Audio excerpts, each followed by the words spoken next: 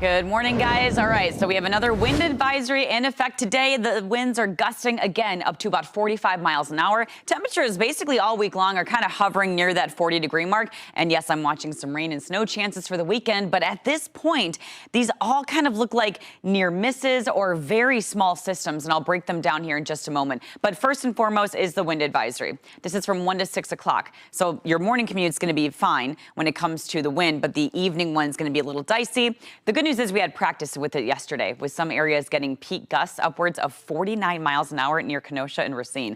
So today, the trash can wind meter again is missing or down the street. Watch those small dogs. The winds are going to peak right around that 3 o'clock hour out of the southwest, 15 to 25 miles an hour, and then the gusts get up to about 40 to even 45 miles an hour. It'll slowly die down as we head into overnight tonight, but it's still going to be kind of breezy all week, just not hitting that threshold of the wind advisory criteria. Right now in Pewaukee, flags are just kind of doing a little mini dance. Right now, the temperature closer to 21 degrees. It's 28 right now in Milwaukee with clear skies to kick off the day. I do think we get a little bit more cloud cover by later on this afternoon and evening, especially as those winds start to pick up with highs close to 40 degrees. Then we go into the end of the week. We're going to see a little dip in temperature tomorrow and then back up going into Thursday. But then we do have a series of systems that'll impact us in one way or another. I just don't think these impacts are going to be very big due to the serious lack of moisture and the tracks of these systems.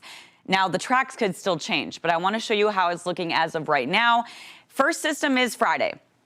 This one is a stronger system, and at this point, it really looks to trend south of us. We still could get a little bit of rain out of this, especially near the state line, but at this point, I feel like that does stay to the south. I just kept a slight chance of rain in my forecast for Friday evening.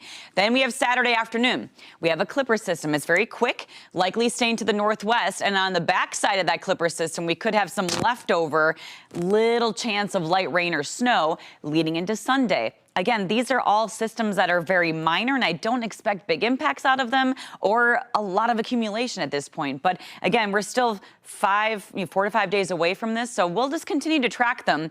But again, it could be about 3 separate systems. So the bottom line is we're going to track each one, and the timing and the precip type is going to be solely dependent on the track. So stay tuned for the latest. At this point, these are minor systems, but we need something, right? Whether it's snow or rain, we need something, because right now much of southeast Wisconsin is under moderate drought conditions.